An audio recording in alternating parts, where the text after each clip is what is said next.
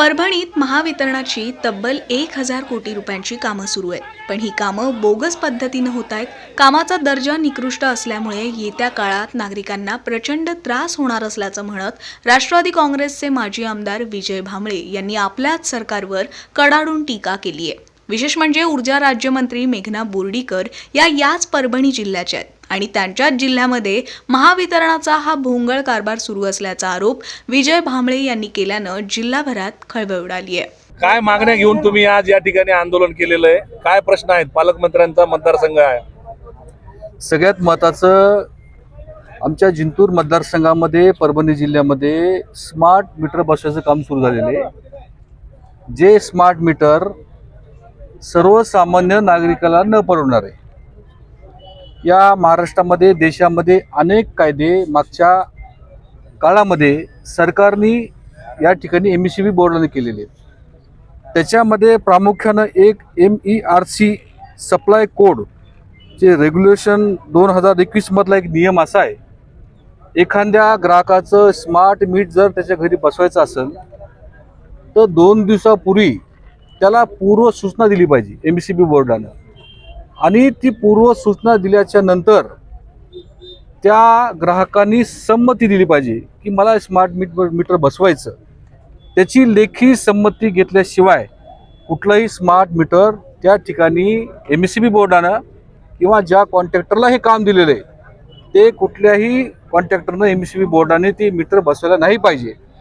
परंतु आमच्या ह्या जिंतूर मतदारसंघामध्ये जिंतूर सेलू तालुका असेल, परभणी जिल्ह्यामध्ये या ठिकाणी जबरदस्तीनं विशेष करून भोगावमधलं एक मी प्रकरण सांगतोय.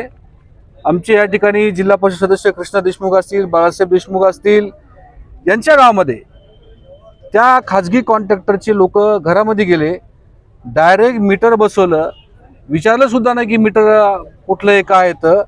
आणि जेव्हा त्यांनी विरोध केला मीटर बसवायला तर त्याच्यावरती FIR करतो. अशा प्रकारची धमकी त्या कॉन्ट्रॅक्टरने या ठिकाणी दिलेली आहे. म्हणून या ठिकाणी संपूर्ण मतदारसंघाच्या ग्राहकांचं आमचं सगळ्यांचं म्हणणं आहे की स्मार्ट मीटर हे एकही आमच्या मतदारसंघात बसवलं नाही पाहिजे.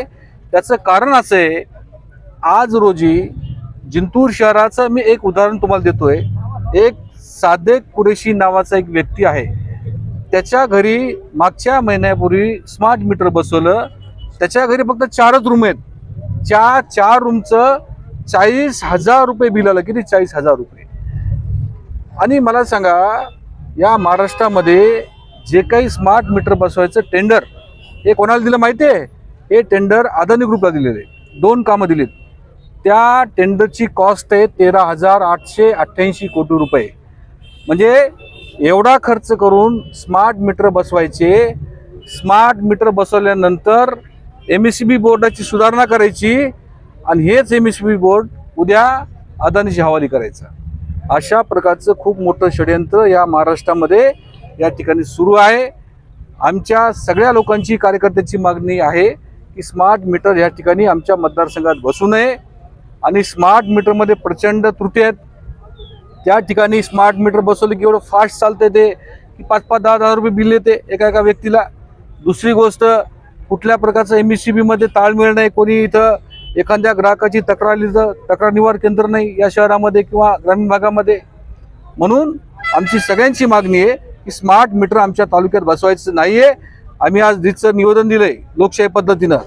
मी आज जाहीर सांगतो, या तालुक्यात, या मतदारसंघात जर कुठंही याच्यानंतर कॉन्ट्रॅक्टरनं किंवा अधिकाऱ्यांनी स्मार्ट मीटर बसवलं तर ते स्मार्ट मीटर आम्ही घरातून बाहेर काढू आणि MECBच्या बोर्डाच्या ऑफिससमोर आणून फेकून देऊ. हे सुद्धा मला आजच्या या मुद्दामून प्रेसच्या माध्यमातून मला त्या कॉन्ट्रॅक्टरला सांगायचं. अशा पद्धतीची चूक या ठिकाणी कोणी करू नये, अशा प्रकारच्या मला सूचना या ठिकाणी द्यायच्या आहेत. दुसरा मुद्दा आमचा हा आहे की जिंतूर, सेलू, परभणी जिल्ह्यामध्ये प्रचंड लोड शेडिंग. खरं पाहिलं तर शहरामध्ये, ग्रामीण भागामध्ये संध्याकाळी 7 ते 10 ही लोड शेडिंग झालेली आहे. आज जर आपण बघितलं, प्रत्येक सबस्टेशनचा लोड कमी आहे ना. आज लोड कमी असतानाही लोड शेडिंग आमच्या मतदारसंघात जिंतूर सेलूमध्ये या ठिकाणी झालेली आहे. ही लोड शेडिंग 100% बंद झाली पाहिजे, अशा प्रकारची मागणी आम्ही या ठिकाणी केलेली आहे. त्याचबरोबर जिंतूर सेलू तालुक्यामध्ये सगळे पोल पडले, कुठं तार पडला, कुठं डिप्या बंद पडल्यात. खरं पाहिलं तर एवढं मोठं मतदारसंघामध्ये ऊर्जा खातं आहे, ऊर्जाच गायब झाली. ऊर्जा खात्याचा जर या ठिकाणी एवढा मोठा उद्रेक होतोय, या ठिकाणी काही भाड्याने लोक नाही आले. ते हे जे लोक आहेत हे प्रत्येक गावातला सरपंच आहे, नागरिक आहे, शेतकरी आहे, या सगळ्या लोकांची मागणी आहे. या मतदारसंघातले जे काही कामं हे चुकीच्या पद्धतीने झालेत, मेंटेनन्सची कामं या ठिकाणी होत नाहीत, ही सगळी कामं तात्काळ झाली पाहिजे अशा प्रकारची मागणी आम्ही या ठिकाणी केली. चौथा विषय हा सगळ्यात महत्त्वाचा आहे, जो मी मागच्या महिन्यामध्ये MCB बोर्डासमोर मी निवेदन दिलंय. आपल्या परभणी जिल्ह्यामध्ये 1000 कोटी रुपयांची कामं चालू आहेत गावठाण फिडरची. किती? 1000 कोटी रुपयांची कामं चालू आहेत. ती कामं एवढी बोगस चालू आहे. मी तुम्हाला एक व्हिडिओ दाखवतोय, त्याच्यामध्ये आत्ता पोल उभे केले, मागच्या 1 महिन्यापूर्वी सगळे पोल पडलेत.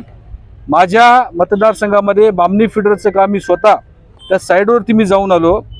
त्या साईडवर आल्याच्या नंतर त्या ठिकाणच्या नागरिकांनी मला तक्रार केली की आत्ता पोल बसवले आणि ते पोल तात्काळ पडले.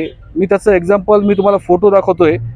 फोटो कसे त्या ठिकाणी पोल पडलेले आहेत, हे त्याचे फोटो म्हणजे पोल पडलेले, हे त्याचा व्हिडिओ, म्हणजे जे की 36 फुटाचा पोल आहे आणि खाली जमीन फूट 2 फूट खाली फक्त. 36 फुटाचा पोल आहे, 36 फुटाचा. हे काम कोण जबाबदार आहे? खरं पाहिलं तर हे 1000 कोटी रुपयांची कामं जे जिल्ह्यामध्ये सुरू आहेत गावठाण फिडरचे. खरं पाहिलं तर याच्यामध्ये मी मध्यंतरी तक्रार केली. तक्रार केल्याच्या नंतर एक वरिष्ठ अधिकारी असं म्हणला मला की हे एका मोठ्या नेत्यांची कामं आहेत. त्याच्यामागे मोठमोठ्याल्या मंत्री, राज्याच्या जे काही आपल्या जिल्ह्याचे काही नेते आहेत, त्यांचे काही जवळचे कॉन्ट्रॅक्टर आहेत, त्यांनीच हे कामं या ठिकाणी केलेत, अशा प्रकारची माहिती मला काही अधिकाऱ्यांनी दिलेली आहे. आणि मी जे काही सांगतोय, मला पत्रकार बंधूला विनंती करायची की आपणही एखाद्या साईडवर जावं, म्हणजे तुमच्याही लक्षात येईल की ॲक्च्युली हे काम कसं व्हायलं. आणि गावठाण फिडरचं एकदाच काम होणार आहे. 1000 कोटी रुपयाचा खर्च आपल्या जिल्ह्यात झाला, हे आता 25 वर्ष खर्च होणार नाही ना. हे गावठाण फिडरचं काम म्हणजे गावठाण वेगळं करायचं आणि इजी पंप वेगळे करायचे. 25 वर्ष आपल्याला पैसे भेटणार नाहीत. 1000 कोटी रुपयांची कामं हे सगळे बोगस चालू आहेत. माझी पत्रकार बंधूला विनंती राहील की आपणही एखाद्या 2 ठिकाणी जाऊन व्हिजिट करावी, तिथलं काम कसं आहे बघावं. म्हणून आमची मागणी आहे की ज्या कॉन्ट्रॅक्टरला 4 कॉन्ट्रॅक्टरला हे काम दिलं, 3 कॉन्ट्रॅक्टरला, या सगळ्या कॉन्ट्रॅक्टर लोकांची अतिशय दक्षता पथकामार्फत चौकशी झाली पाहिजे. ज्या कॉन्ट्रॅक्टरनं बोगस कामं केलेत त्याच्यावरती FIR झाला पाहिजे. जो खर्च त्यांनी केला तो खर्च सुद्धा वसूल केला पाहिजे. नाही, प्रश्न हा आहे की या सगळ्या कामं एक कोणाला दिल्यात आणि दुसरी गोष्ट याला जबाबदार कोण आहे? मी आत्ताच जर सांगितलं, निकृष्ट दर्जाची कामं 1000 कोटीची होत असतील तर याला कोण जबाबदार आहे नेमकं? याला मी आत्ताच सांगितलं की ज्या राज्याचे राज्यमंत्री, ऊर्जा मंत्री, ज्यांच्याकडे जे खातं आहे, आणि ॲक्च्युली हे सगळे प्रश्न त्यांनी सोडायला पाहिजे. एखाद्या कॉन्ट्रॅक्टरनं चूक केली तर राज्याच्या राज्यमंत्र्यांनी दखल घेतली पाहिजे. अनेक तक्रारी झाल्या, तर याला या ठिकाणी काही मंत्र्यांचा पाठिंबा आहे. त्या ठिकाणची त्यांचे जे जवळचे कॉन्ट्रॅक्टर आहेत त्या कॉन्ट्रॅक्टरवर या ठिकाणी राज्याच्या मुख्यमंत्री महोदयांनी, राज्याच्या MDनी या सगळ्या कॉन्ट्रॅक्टरची चौकशी करून त्यांच्यावर FIR केला पाहिजे. अशा प्रकारची आम्ही सगळ्या लोकांनी मागणी केलेली. विषय पुढे घेऊन जाणार का तुम्ही? हा चालूच आहे आमचा विषय. मी 1 महिन्यापूर्वी निवेदन दिलेलं आहे. माझं निवेदन 1 महिन्यापूर्वी मी AC ला दिलेलं आहे. आणि हा जोपर्यंत आमचा तोडगा निघत नाही, हे 100% प्रकरण आम्ही स्वस्त बसणार नाहीत.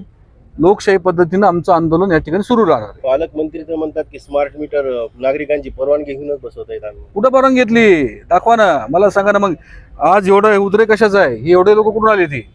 हे किरायचे लोक नाहीत ना, हे स्वतः बिल घेऊन आलेत. त्यांनी बिल दाखवलं. आता पालकमंत्री खोटं बोलतायत म्हणायचं तुम्हाला? आता ते खरं खोटं तुम्ही विचारा त्यांना, खरं खोटे. तर आमचं म्हणणं एवढंच आहे. या इकडे, या इकडे. तुम्हाला विचारलं का? नाही. या इकडे. असे गावले कुठे ते बिल बिलाचा पोराच्या मोबाईलवर तुमचं नाव सांगा, गाव सांगा. भारत ज्ञानाची भुगी टोली 15,000 बिल आले साहेब. म्हणून पालकमंत्री तर म्हणतात आम्ही विचारून विचारलं, आम्हाला विचारलं का ते परवानगी घ्यायला? विचारलंच नाही आम्हाला त्यानं. विचारलं नाही, परवानगी नाही घेतली. कशाची परवानगी घेतली त्यानं? असे गावला तर न विचारता नुसतं चिटकुले ठोकले निघून गेले.